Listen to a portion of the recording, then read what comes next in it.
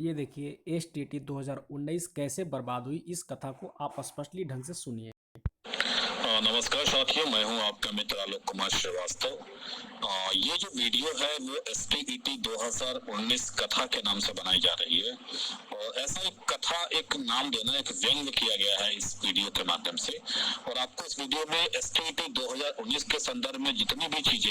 तो सारी स्पष्ट रूप से बताई जाएगी, जो अभी तक न मीडिया सही रूप से दिखा रहा है और न ही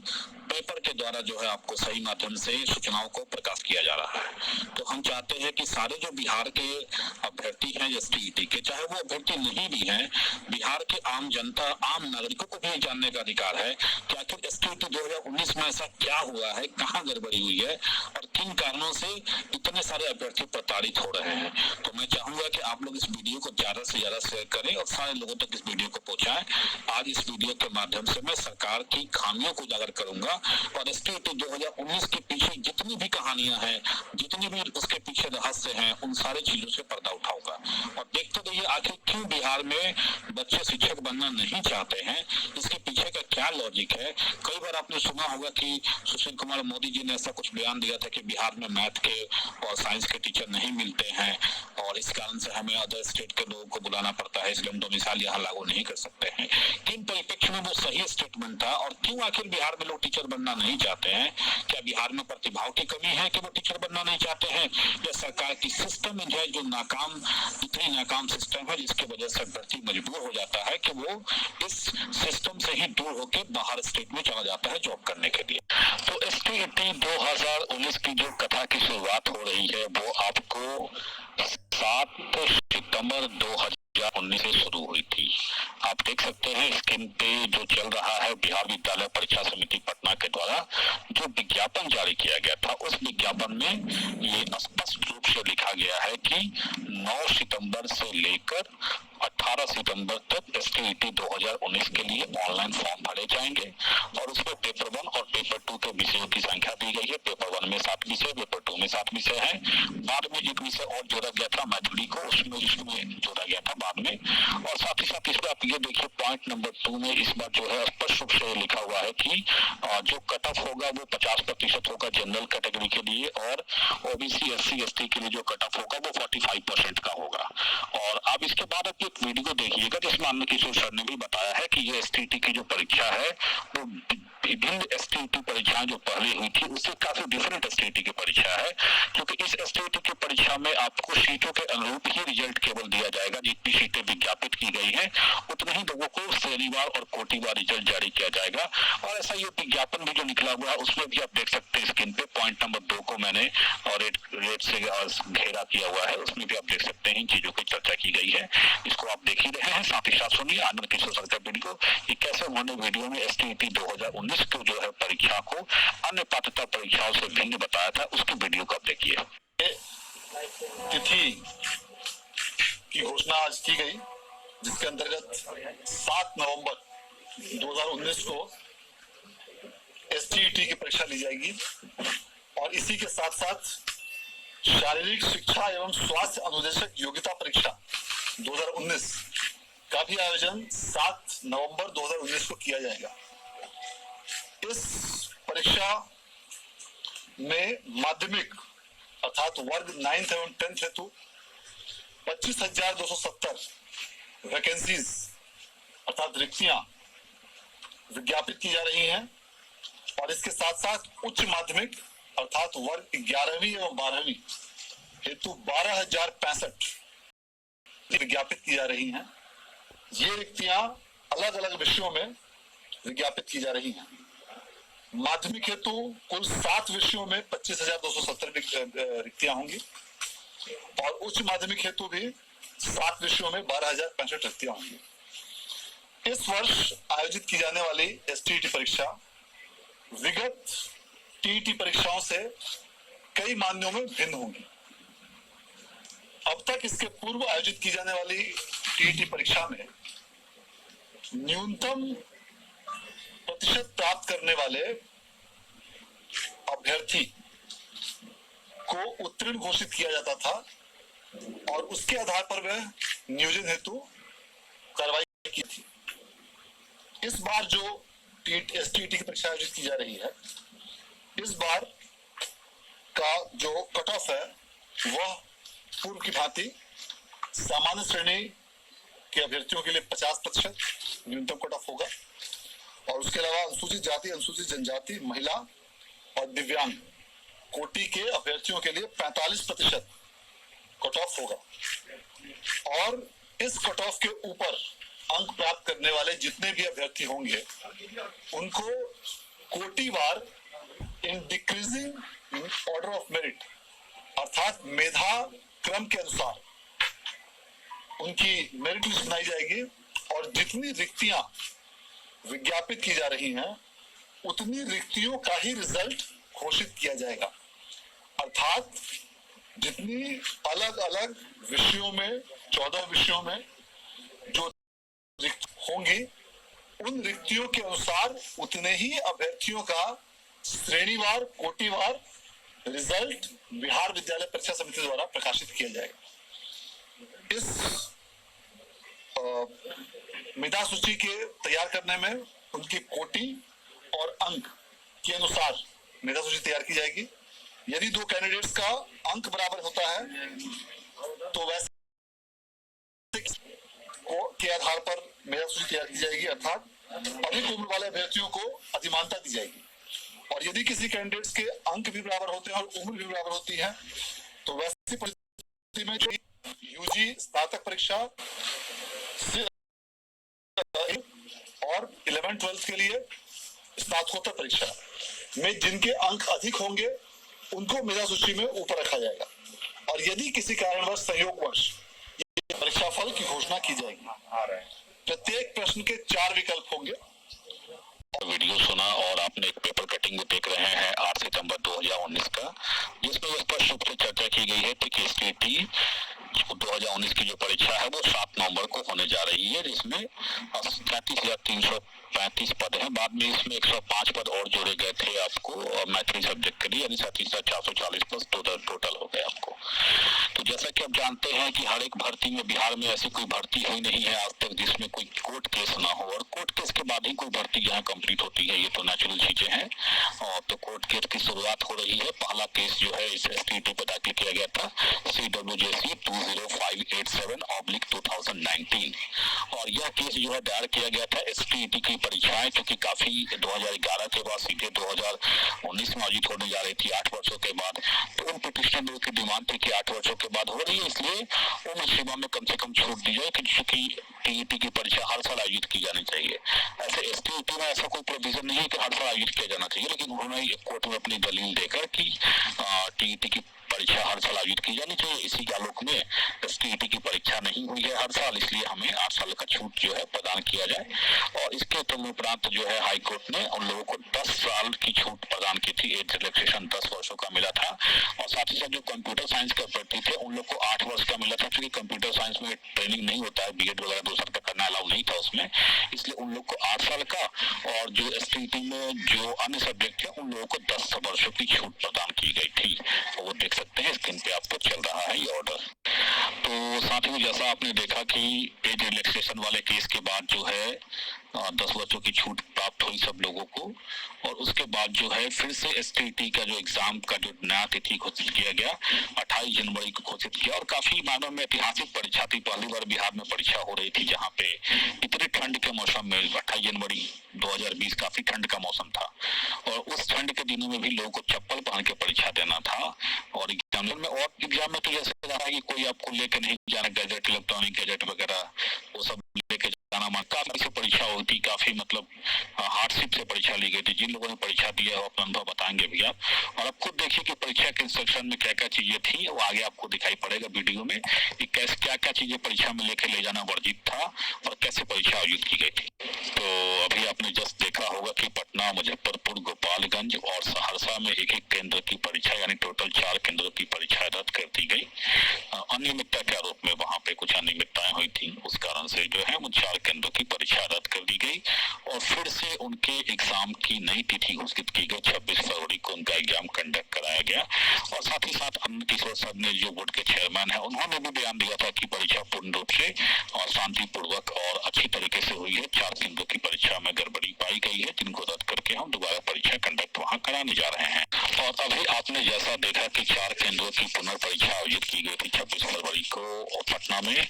और काफी कड़ाई से परीक्षा यहाँ भी ली गई थी। उसके बाद अभ्यर्थी इंतजार कर रहे थे कि उनका रिजल्ट जल्द से जल्द STET 2019 का रिजल्ट प्रकाशित हो। आंसर की भी जारी किया गया, ऑब्जेक्शन भी मांगा गया था इसी बीच में। और इसी बीच में एक हाईकोर्ट में केस फाइल हुआ CWSE 5650/2020, और जिसमें पिटिशनर लोगों ने मांग किया कि STET 2019 की जो परीक्षाएं हुई हैं 28 जनवरी और 26 फरवरी को, वो काफी मतलब अपारदर्शी तरीके से हुई है, काफी धांधली हुई है परीक्षा में। क्वेश्चन पेपर लीक आउट हुआ है, क्वेश्चन पेपर का जो स्तर था वो आउट ऑफ सिलेबस का था, वगैरह वगैरह। तो जैसा आपने देखा कि 26 फरवरी 2020 को परीक्षा आयोजित की गई 4 केंद्रों की, और उसके बाद अभ्यर्थियों से आंसर की पे भी ऑब्जेक्शन मांगा गया। अभ्यर्थी अपने आंसर की पे ऑब्जेक्शन देने के बाद अपने रिजल्ट का इंतजार कर रहे थे। लेकिन इसी बीच पटना हाईकोर्ट में केस दाखिल हुआ CWSE 5650/2020, और उसमें पिटिशनर लोगों ने डिमांड किया कि एग्जाम जो हुई है STET 2019 की जो परीक्षाएं हुई हैं उसमें क्वेश्चन पेपर लीक आउट हुआ है, question paper out of syllabus पूछा गया है, तमाम तरह के आरोप लगाए गए उस केस में। और उसके बाद 12 मई 2020 को इस केस की पहली सुनवाई थी, और बोर्ड ने ऐसा पेपर के माध्यम से बताया था कि 17 तारीख तक जो है वो 15 से 17 मई के बीच में रिजल्ट घोषित किया जाएगा। और इस केस की सुनवाई 12 मई 2020 को हुई 5650 केस की। और इसी बीच 12 मई के बाद नेक्स्ट जो डेट पड़ा था केस का वो 22 तारीख था, जब बोर्ड ने अपने काउंटर सबमिट करने की बात कही थी कोर्ट में। और बोर्ड ने काउंटर अपना तो सबमिट नहीं किया, लेकिन अभ्यर्थियों को इन काउंटर जरूर कर दिया। और बोर्ड ने STET 2019 की परीक्षा को 16 मई को एक कमेटी का हवाला देते हुए रद्द कर दी गई। और उसमें 2 बिंदुओं की चर्चा की गई कि सामाजिक विज्ञान के प्रश्न पत्र सही से सेट नहीं किए गए थे इस कारण से, और दूसरा कारण ये था कि परीक्षा केंद्र जो 4 सेंटरों पे परीक्षा क्वेश्चन पेपर लीक हुआ था, हो सकता है कि इलेक्ट्रॉनिक माध्यम से कहीं और भी क्वेश्चन पेपर चला गया होगा। इन्हीं तमाम बिंदुओं को ध्यान में रखते हुए बोर्ड ने स्वतः ही इस परीक्षा को रद्द कर दिया कोर्ट में 22 मई को सुनवाई होने से पहले ही। और जब 22 मई को सुनवाई हुई कोर्ट में, तो कोर्ट में ये मैटर इनफ्रक्चुअस हो गया। लेकिन ऑर्डर देने से पहले जज साहब ने इतनी बात जरूर कही उस केस में भी कि किसी भी एग्जाम में जो क्वेश्चन का सेटिंग होता है और जो एग्जाम होता है वो बिल्कुल अकॉर्डिंग टू लास्ट जो पैराग्राफ है उसको ध्यान से पढ़िए आप लोग, आपके स्क्रीन पे ये रहा। इस परीक्षा के रद्द होने के बाद सारे अभ्यर्थी सदमे में आ गए, और उसके बाद फिर हम लोगों ने पटना हाई कोर्ट में ये याचिका दाखिल की कि एग्जाम के बारे में खुद आनंद किशोर सर ने बोला था पेपर में स्टेटमेंट देके कि सारी परीक्षाएं सही स्तर से हुई हैं, 4 केंद्रों पे गड़बड़ी थी, उसकी दोबारा परीक्षा ली भी गई है, तब भी हमारी परीक्षा रद्द कर दी गई। और फिर हम लोग के द्वारा CWSE 6768 और 2020 जो है हाई कोर्ट में दाखिल किया गया कि इस एग्जाम का रिजल्ट दिया जाए। लेकिन जब सुनवाई हुई तो कोर्ट ने बोर्ड के मैटर में इंटरफेन करने से मना कर दिया और कहा कि बोर्ड ने जो स्टेप लिया है उसमें ऐसा कुछ नहीं कि कोर्ट इस मैटर को इंटरफेन करेगी, और कोर्ट ने उस मैटर में इंटरफेयर करने से साफ मना कर दिया। और अंततोगतवार जो है वो STET 2019 की जो परीक्षाएं हुई थी 28 जनवरी और 26 फरवरी की ऑफलाइन परीक्षाएं, जिसको बचाने की मुहिम हम लोगों ने चलाया था, वो मुहिम हमारी धाराशायी हो गई और हमें कोर्ट में हार का सामना करना पड़ गया।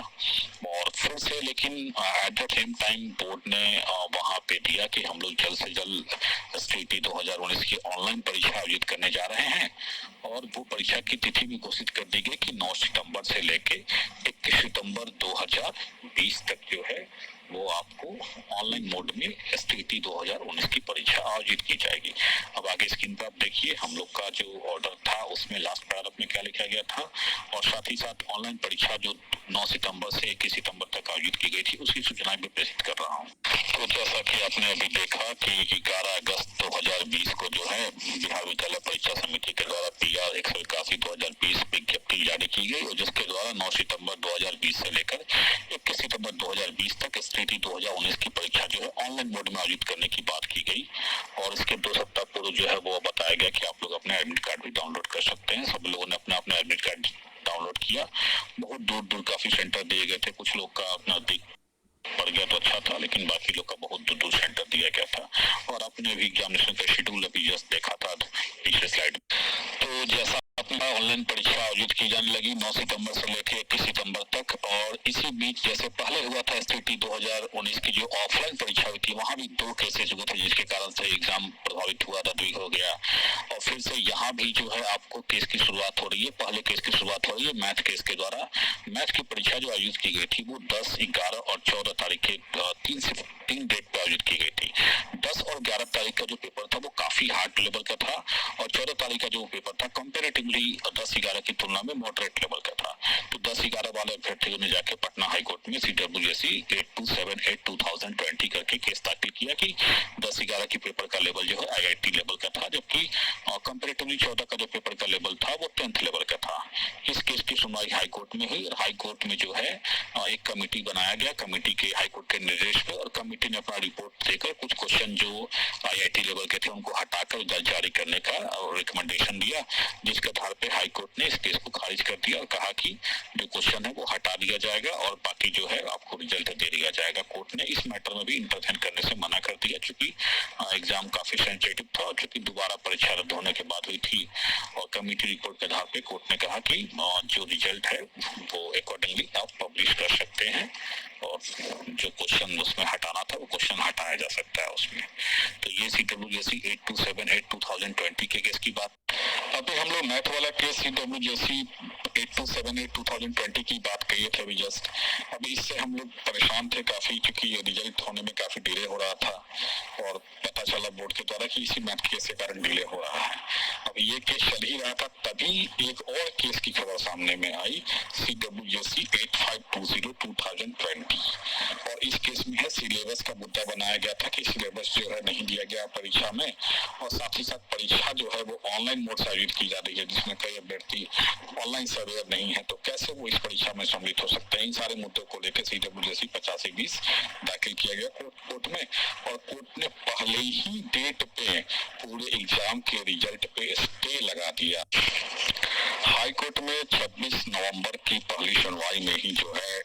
इस STET एग्जाम के रिजल्ट के पब्लिकेशन पर रोक लगा दी गई, जिसके बाद तुरंत उसकी अगली सुनवाई 15 दिसंबर को हुई, जिसमें हम लोगों ने इंटरफेयर किया और अपने पक्षों को मजबूती से रखा कि ये जो एग्जाम हुई है उसमें कोई स्पेसिफिक सिलेबस कोई ऐसा मेंशन नहीं था, ग्रेजुएशन स्तर का क्वेश्चन वगैरह लेवल दिया गया था, और साथ ही साथ और भी जो कम्युनिक बोर्ड ने पब्लिश किया था उन सारी चीजों को फेवर करते हुए हम लोगों ने अपनी बातें रखी कि ये परीक्षा हम लोग दोबारा दे रहे हैं। और कोर्ट ने भी इस चीज को ऑब्जर्व किया कि मतलब 8-9 वर्षों के बाद परीक्षाएं हो रही हैं, इतने सारे लोग परीक्षा दोबारा कैंसिल होने के बाद हो रही है। तथ्यों के आधार पर जो है कोर्ट ने STET 2019 के रिजल्ट को पब्लिश करने का अलाउ जो है बोर्ड को कर दिया। 4 मार्च के ऑर्डर के बाद हम लोग आश्वस्त हुए कि रिजल्ट अब जल्द से जल्द पब्लिश किया जाएगा, लेकिन इसी बीच फिर से एक और नया केस CWJC 7793/2020, जिसमें 3 विषयों के अभ्यर्थी 106 कैंडिडेट लोगों ने अपने परीक्षा को दोबारा कराने की मांग किया था, क्योंकि उन लोगों ने ऑफलाइन परीक्षा में कुछ उन लोग के सेंटर पे कुछ धांधली वगैरह या कुछ मतलब गड़बड़ी हुई थी, तो उस कारण से बोर्ड ने उनके कैंडिडेचर को रद्द कर दिया था। लेकिन उनके केस की सुनवाई में बोर्ड ने खुद उन लोग की परीक्षा कराने की बात कही, और चूंकि वो लोग 3 विषय से संबंधित थे, यानी कि संस्कृत से, विज्ञान से और उर्दू से, इसलिए उन 3 विषयों को छोड़कर बाकी 12 विषयों का जो है रिजल्ट देने के लिए बोर्ड एकदम पूरी तरह से स्वतंत्र था। और इसी कारण से बोर्ड ने जो है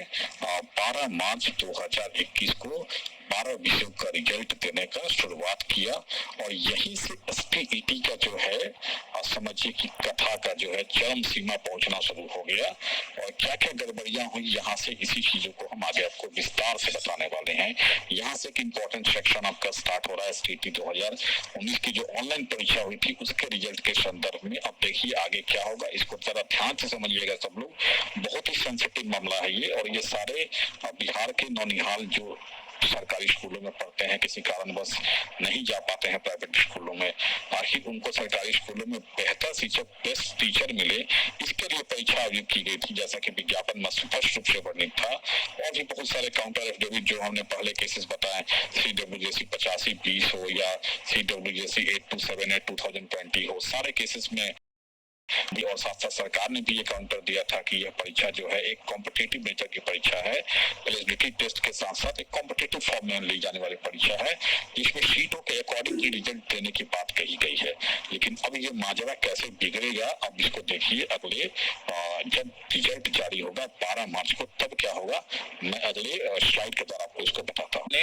जो आइए कहते हैं जल्दी सुनवाई के लिए जो इंटरलोक्यूटरी एप्लीकेशन फाइल किया जाता है, वो हम लोगों ने विभाग की तरफ से दाखिल किया है और उसकी मेंशनिंग भी हमने कर दी है। और अच्छा डेवलपमेंट ये है कि माननीय न्यायाधीश लोगों ने उस पर अमल करते हुए या उसका संज्ञान लेते हुए 5 अप्रैल को प्राथमिकता के आधार पर उस मामले में भी हम लोगों के आईए पर विचार करने का फैसला किया है। और हम उम्मीद करते हैं कि अगर सभी कुछ अनुकूल रहा या कोई ऐसा अनफोर्सीन रीजन नहीं आया, तो 5 तारीख को जो माननीय न्यायालय में इस बात पर विचार होगा, उसमें हम पूरे आशावान हैं। उस मामले में भी हम आगे बढ़ पाने की स्थिति में आ जाएंगे और वो और भी हम लोगों के लिए महत्वपूर्ण है, क्योंकि अभी जैसा कि हमने बताया कि ये तो 37,000 इस परीक्षा में होना था। कुछ रिजल्ट या कुछ नतीजे इस परिप्रेक्ष्य में रोके गए हैं कि आप सबने होगा कि पर कुछ हंगामा हुआ था, जिसके कारण 106 अभ्यर्थी का मामला रुक गया था। फिर बाद में कोर्ट ने कहा है कि इनका भी शामिल करा लीजिए, उसके कारण कुछ नतीजे रोक लिए गए। उन सबको मिला के भी वो 37,000 है। लेकिन ये मामला जो छठे चरण का है, जो हमने कहा कि 5 अप्रैल को लिस्ट होने की बात है और जिसमें हम लोग लगे हुए हैं कि हर हाल में माननीय उच्च न्यायालय हम लोग को इजाजत दे दे, जो कंडीशन वो लगाना चाहते हैं, जो चाहे रिजर्वेशन का जो सरकार के नियम है रिजर्वेशन में हम लोग खुद लागू करना चाहते हैं। कहीं कोई ऐसी मंशा विभाग की या सरकार की नहीं है कि हम लोग कुछ अलग करना चाह रहे हैं। तो हम उम्मीद करते हैं और इसी आधार पर हमने आईए फाइल भी किया है। और हम लोग कितना मुस्तैद हैं कि ये परीक्षा भी जो देख रहे थे, आज जिसके नतीजे हम लोग जारी कर रहे हैं, ये भी रुक गया था न्यायालय के दखल के हिसाब से। हम लोग इसमें भी प्रोएक्टिवली आगे बढ़ के हम लोगों ने न्यायालय को कहा है कि भाई हमारे पद खाली हैं, विद्यालयों में हमारी पढ़ाई बाधित हो रही है, हमारे जो योग्य नौजवान हैं इस राज्य के वो बेरोजगार घूम रहे हैं, ये सारी परिस्थितियां हैं। पद खाली है, हमारे योग्य नौजवान बेरोजगार हैं, पढ़ाई बाधित हो रही है। इन सब के मद्देनजर हम लोग विभाग और सरकार की तरफ से माननीय न्यायालय से अनुरोध किया, तो एसटीईटी का भी उन्होंने परिणाम जारी करने की इजाजत दी, जिसके फलस्वरूप आज हम लोग उसको आपके सामने जारी किया है। और ये रिजल्ट जो आया है, समझिए लगभग इतने लोगों को जो स्कूल में है उसका भी ब्रेकअप है। 16,000 कुछ है पेपर 1 यानी 9-10th में, और बाकी 8,000 कुछ है पेपर 2 यानी 11th-12th के लिए। इतने शिक्षकों की नियुक्ति लगभग पक्की एक तरह से समझी जाएगी। और इससे भी अधिक, जैसा कि हमने कहा, अब हम लोगों का अगला लक्ष्य, अगला निशाना है जो 5 अप्रैल को जो उसी परीक्षा। तो अभी आपने देखा शिक्षा मंत्री जी का प्रेस विज्ञप्ति, और नेक्स्ट पेपर के हेडिंग पर ही एसटीईटी में 24,599 सफल। शिक्षा मंत्री बोले सभी अभ्यर्थियों का निरसन लगभग पक्का। यही एक गलत प्रेस विज्ञप्ति और यही एक गलत स्टेटमेंट पूरे इस बवाल का जड़ है। इस पूरे एसटीईटी 2019 के प्रकरण को जो उलझाया गया वो सिर्फ और सिर्फ इसी एक गलत प्रेस विज्ञप्ति के कारण, क्योंकि यहाँ जो 24,599 अभ्यर्थी सफल बताए गए कि केवल 24,599 अभ्यर्थी ही सफल हुए हैं, सबकी नियोजन पक्की है। वास्तव में सफल अभ्यर्थियों की संख्या काफी अधिक थी, जो मिनिमम कट ऑफ 50% और 45% से ऊपर लाए हुए थे। ये 24,599 अभ्यर्थी जिनको सफल बताया गया इस प्रेस विज्ञप्ति में, ये मेरिट वाले अभ्यर्थी थे और ना बोर्ड ने अपने रिजल्ट में इन चीजों का जिक्र किया कि कितने लोग मेरिट में हैं, किसका मेरिट में क्या पोजीशन है, और ना ही शिक्षा मंत्री के प्रेस विज्ञप्ति में ऐसा कोई जिक्र हुआ और ना ही उनके वीडियो में ऐसा कुछ कहा गया कि 24,599 लोग मेरिट में हैं अकॉर्डिंग टू एडवर्टीजमेंट। जो सफल लोग हैं उनको ही मेरिट में बताया गया, जो क्वालिफाइड लोग हैं उनको ही मेरिट में बताया गया, यानी क्वालिफाइड की संख्या इज इक्वल टू मेरिट में लोगों की संख्या बताई गई इस प्रेस विज्ञप्ति के द्वारा। और यही सबसे बड़े जंजाल का जड़ बना, आगे विवाद का सबसे बड़ा कारण यही प्रेस विज्ञप्ति बना, क्योंकि वास्तव में जो कैंडिडेट सफल हुए हैं, सफल का मतलब क्या होता है कि जो लोग सिलेक्टेड हुए हैं उनकी संख्या थी 24,599, लेकिन जो लोग मिनिमम कट ऑफ पार किए थे वो लोग क्वालिफाइड थे, उनकी संख्या न शिक्षा मंत्री जी बताए और ना ही आनंद किशोर जी ने बताया। भले ही शिक्षा मंत्री और सारे अधिकारियों ने ये बयान दिया कि इतने ही लोग क्वालिफाइड हैं, 24,599 लोग, और सबकी नौकरी पक्की है। ट्विटर पे भी संजय सर से पूछा गया तब भी उन्होंने यही जवाब दिया, लेकिन कहीं न कहीं एसटीईटी में खास करके जो दो विषय के अभ्यर्थी थे, सामाजिक विज्ञान और कंप्यूटर साइंस के अभ्यर्थी, काफी चिंतित थे वो इन बातों को लेकर कि ये कैसे पॉसिबल हो सकता है कि 75 नंबर लाने वाला भी जो मेरिट में है और जो 125 नंबर लाया है वो भी मेरिट में है। ये जो शंकाएं बनी हुई थी, उस शंकाओं को दूर करने के लिए सभी अभ्यर्थियों ने आरटीआई करना शुरू कर दिया और विभाग को कई तरह के आरटीआई सब लोगों ने फाइल किया अपने अपने विषय के संदर्भ में, कितने लोग क्वालिफाइड वगैरह हैं उनकी जानकारी दी जाए। लेकिन जब भी विभाग से आरटीआई किया जाता था एक ही जवाब मिलता था कि हमारे पास कोई सूचना संधारित नहीं है। आप अगले स्लाइड में देख सकते हैं कि वहां भी ये दिखाया जा रहा है, एक व्यक्ति ने मांगा है आरटीआई के द्वारा, वहां भी ये बताया गया उसको कि कोई सूचना संधारित नहीं। इसी संदर्भ में मैंने भी आरटीआई किया, लेकिन मुझे भी यही जवाब मिला कि सूचना संधारित नहीं है, अभी आपको कोई जानकारी नहीं दी जा सकती है। लेकिन मन में शंका जो था वो खत्म होने का नाम नहीं ले रहा था और इसी परिप्रेक्ष्य में 5 अप्रैल 2021 को फिर से मैंने प्रिंसिपल सेक्रेटरी सर से मिलने के लिए अपॉइंटमेंट मांगा और उनके जो नंबर होते हैं उनसे बात किया तो उनके पीए ने बताया कि आपको ईमेल के थ्रू अपॉइंटमेंट मांगना पड़ेगा, अपना रीजन वगैरह बताना पड़ेगा। तो फिर मैंने रीजन ये बताया कि मतलब मुझे जो है पॉसिबिलिटी लग रही है कि जो एसटीटी का जो रिजल्ट आया है उसमें कुछ टॉर्मल हो गया है। टॉर्मल मतलब कुछ गड़बड़ियां वगैरह हुई है, क्योंकि सीट के अकॉर्डिंग रिजल्ट देना था तो उसके अकॉर्डिंग कैटेगरी वगैरह पता होना चाहिए कि इस व्यक्ति का किस कैटेगरी में चयन हुआ है। क्योंकि अगर हम 150 में अगर 109 नंबर लाए हैं तो हमको ये पता होना चाहिए कि मेरा कैटेगरी क्या है, किस कैटेगरी में मेरा चयन हुआ, मेरा जनरल में हुआ है कि मेरा ईडब्ल्यूएस में हुआ या मेरा ओबीसी में हुआ, केसी में हुआ, केएसटी में हुआ।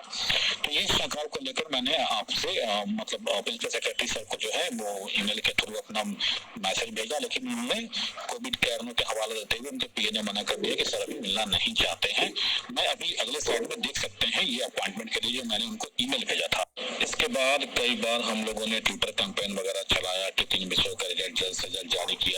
किया जाए, लेकिन वो लेट हो रहा था। बाद में एक बार संजय सर ने ट्वीट किया कुछ टेक्निकल प्रॉब्लम है रिजल्ट में, उनको दूर करते हुए हम लोग रिजल्ट जो है वो जारी करेंगे बहुत जल्द, प्रोबेबली 21 या 22 जून उन्होंने बताया था, 22 जून तक। और फिर 21 जून को जो है रिजल्ट पब्लिश हुआ और 21 या 22 जून से पहले ही एक ऑडियो हम लोग के पास पहुंचा था जिसमें एक जिक्र था इस बात का कि रिजल्ट जो है वो सीट से काफी ज्यादा है और बहुत लोग हो सकता है कि इस रिजल्ट से बाहर होंगे। और इन सारी चीजों की चर्चा हम लोग का जो एडमिन ग्रुप है बिहार स्टेट वर्किंग कमेटी का, उसमें भी ये चर्चा हुई थी कि ये रिजल्ट सीट से ज्यादा होगा कि बम फटने वाला है, इस तरह का कुछ सुनने में आ रहा है। लेकिन हम लोगों ने इसको लाइटली लिया था क्योंकि हम लोग बस ये सोच रहे थे कि रिजल्ट अगर सीट से ज्यादा भी होगा तो क्या होगा, 1500 2000 ज्यादा से ज्यादा गया होगा। हम लोग को इतना आइडिया नहीं था कि किसी विषय में रिजल्ट सीट से 5 गुना और किसी विषय में 10 गुना ज्यादा हो सकता है। जैसे सामाजिक विज्ञान में 5 गुना ज्यादा है और कंप्यूटर साइंस में 10 गुना ज्यादा रिजल्ट होगा, इसका अंदेशा हम लोग को बिल्कुल भी नहीं था।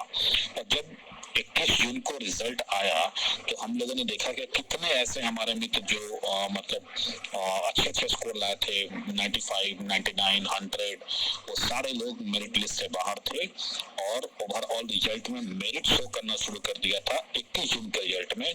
वैसे आनंद किशोर जी ने अपने प्रेस विज्ञप्ति जो 21 जून को दे रहे हैं वहां भी उन्होंने इस बात का चर्चा किया है कि 12 मार्च को हमने रिजल्ट दिया था और साथ ही साथ बिहार बोर्ड का जो ऑफिशियल फेसबुक अकाउंट है वहां भी इस तरह के मतलब मैसेज किया गया कि 21 जून को जो रिजल्ट जो बाकी 3 विषयों का था वो दिया जा रहा है और साथ ही साथ उनका मेरिट में जिसका जो स्थान है वो भी दिया जा रहा है। तो ये जो उन्होंने कहा कि मेरिट में स्थान दिया जा रहा है तो लोग चौंक गए कि भाई मेरिट में स्थान की क्या बात है, जब तो पहले से रिजल्ट हम लोग का घोषित है। लेकिन वो जो पहले से रिजल्ट घोषित था वो सिर्फ क्वालिफाइड लोगों का था। उन्होंने उस दिन जो 12 मार्च का जो रिजल्ट था सिर्फ क्वालिफाइड शो किया था, उसने ये नहीं बताया कि अकॉर्डिंग टू एडवर्टाइजमेंट आप मेरिट में है कि नहीं है। लेकिन इस बार बिहार बोर्ड ने अपने प्रेस विज्ञप्ति में भी अपनी गलती को रेक्टिफाई किया कि भाई विज्ञापन के अकॉर्डिंग उनको मेरिट भी बनाना है। ऐसे 24 या 599 तो मेरिट वो दिखाए थे, लेकिन अभ्यर्थियों की संख्या जो थी क्वालिफाइड लोगों की संख्या वो ज्यादा थी। तो उन्होंने मेरिट के साथ मेरिट क्रम दिखाया कि किस किस लोगों का किस मेरिट क्रम पे है। अभी आप देख लीजिए आनंद सर का जो प्रेस विज्ञप्ति हुआ था वो भी देख लीजिए 21 जून का, और साथ ही साथ बिहार बोर्ड का जो फेसबुक पेज है वहां से क्या मैसेज कन्वे किया गया है वो भी देख लीजिए। स्पष्ट लिखा जा रहा है कि मेरिट क्रम दिखाया जाएगा। देखिए ध्यान से इसको।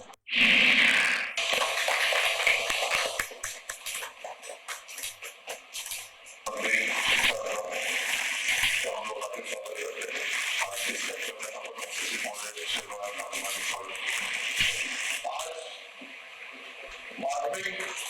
शिक्षक पात्रता परीक्षा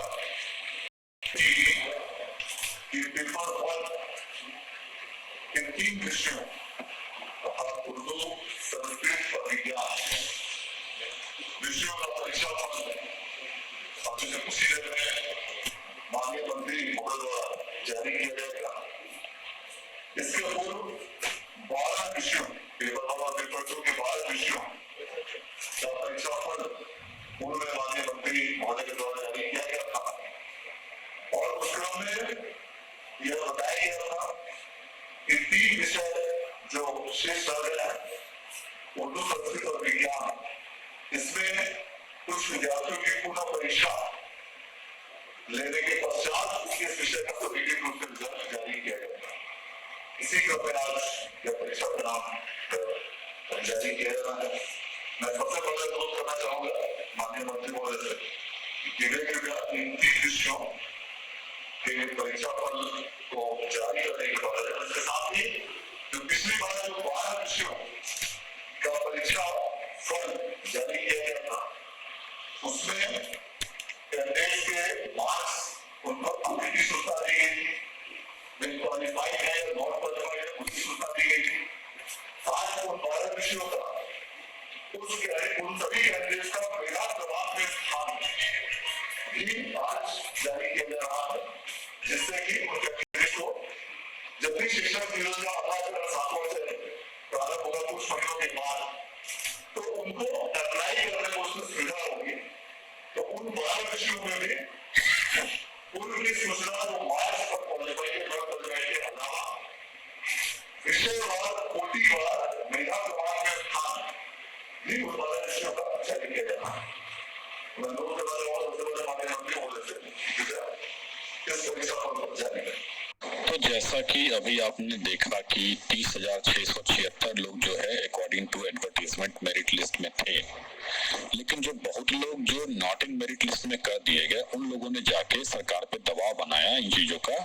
कि आप जब 24,599 लोग ही क्वालिफाइड थे 12 मार्च को तो हम सारे अभ्यर्थी मेरिट से बाहर कैसे हो गए। और आपने खुद कहा था कि इतने ही लोग क्वालिफाइड है उतने ही लोग मेरिट में है, आखिर हम लोग बाहर कैसे हो गए। उसके बाद इतना हंगामा हुआ, सरकार पे इतना दबाव बना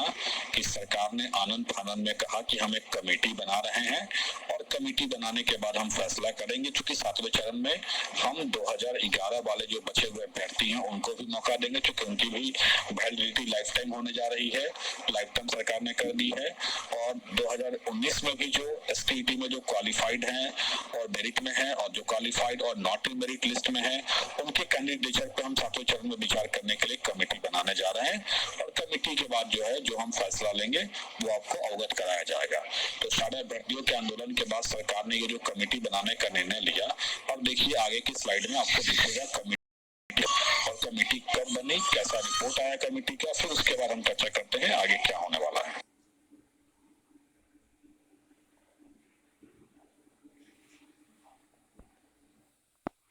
तो अभी आपने देखा सरकार ने कमेटी बनाया 22 तारीख को और कमेटी ने 26 तारीख को अपना रिपोर्ट दिया और कमेटी रिपोर्ट के अनुसार जो है ये हुआ कि 2011 की वैधता लाइफ टाइम कर दी गई है। इस कारण से वो लोग भी 7वें चरण में एलिजिबल होंगे इन सीटों पे।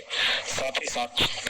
जो लोग 2019 के एसटीईटी में चाहे वो क्वालिफाइड इन मेरिट लिस्ट में हो या qualified but not in merit list में हो, वो सारे अभ्यर्थी अप्लाई करेंगे और यहीं से जो है सरकार ने एक तरह से इस एसटीईटी 2019 की परीक्षा को, जो कि एक कॉम्पिटिटिव नेचर की परीक्षा थी, उसको एक पात्रता परीक्षा बना के रख दिया। और इसके साथ ही साथ जो मेरिट और नॉट मेरिट के अभ्यर्थी थे उनके बीच जो खाई थी वो और भी ज्यादा गहरी हो गई, क्योंकि जो मेरिट लिस्ट में अभ्यर्थी थे उनका ये कहना था कि इन लोगों की वजह से ही जो नॉट इन मेरिट लिस्ट वाले हैं इनके कारण ही सरकार ने दबाव में आके इसको एक पात्रता परीक्षा घोषित कर दिया था, जबकि इन्हें चाहिए था कि मेरिट लिस्ट की जांच करवाते और अपना मेरिट में वो कहाँ पे है, अपना स्थान की वो मांग करते। लेकिन इनके जो रुख थे और इनका जो आंदोलन था, इसी के प्रभाव में सरकार ने आनन फानन में आंदोलन को दबाने के लिए ऐसा कर दिया कि वो क्वालिफाइड को ही,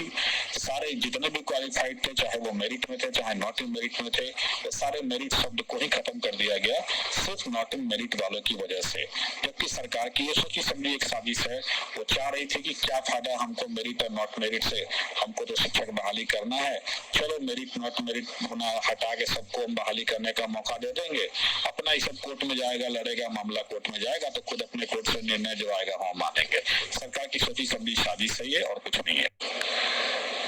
इस कमेटी रिपोर्ट के आने के बाद जो है आंदोलन खत्म भी हो गया। आंदोलन फिर से भविष्य में होने वाला भी है जो नॉट इन मेरिट अभ्यर्थी हैं उनके द्वारा। लेकिन इस कमेटी रिपोर्ट के बाद चाहे वो मेरिट में हो चाहे नॉट इन मेरिट में हो, कोई सेटिस्फाइड नहीं है और सब लोग अपने अपने जगह पे असंतुष्ट हैं। लेकिन सरकार का जो काम था लोगों को डिवाइड करना, वो कर चुकी थी सरकार। और सरकार की एक गलत प्रेस विज्ञप्ति ने क्या क्या की ये आपको समझ में आ गया होगा। और आप लोग खुद देखिए कि जहाँ पे 30,676 लोग मेरिट में चयनित थे अकॉर्डिंग टू एडवर्टीजमेंट, वहां इतने लोग बाहर में थे जो नॉट इन मेरिट में थे। इस डाटा को बार बार मांगा गया सरकार के द्वारा और मांगने के बाद अंततः गतवा सरकार ने जो डाटा जारी किया, वो डाटा देख के सारे लोगों के होश फाटते हो गए। वो डाटा ऐसा डाटा आया कि 30,676 लोग तो मेरिट में है, लेकिन टोटल जो रिजल्ट था वो था 80,000, यानी 80,000 लोग जो है वो मिनिमम कटअप को पार किए हुए थे।